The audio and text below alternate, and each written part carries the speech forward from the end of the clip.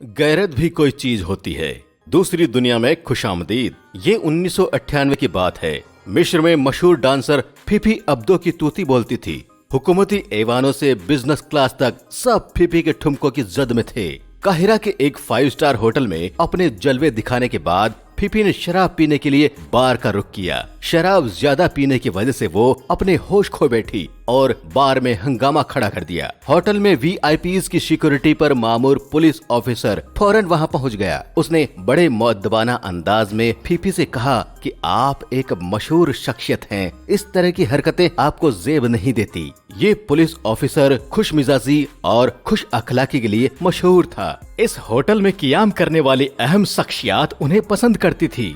वो एक फर्जशनास ऑफिसर थे। फीफी को पुलिस ऑफिसर की मुदाखिलत पसंद न आई। उसने नशे की हालत में ही आला ऐवानों का नंबर घुमाया और पुलिस ऑफिसर का कहे दूर तबादला करवा दिया। अगली शाम जब फीफी का नशा उतरा, उसने होटल इंतजामिया से पुलिस ऑफिसर के मुतालिक पूछा। उसे बताया गया कि आपने उसका तबादला करवा दिया है। फीफी ने फोन घुमाया। सरकार ने पुलिस ऑफिसर को वापस होटल रिपोर्ट करने का हुक्म दिया। पुलिस ऑफिसर ने पुलिस से मुताल्लिक वजीर को अपना इस्तीफा पेश कर दिया।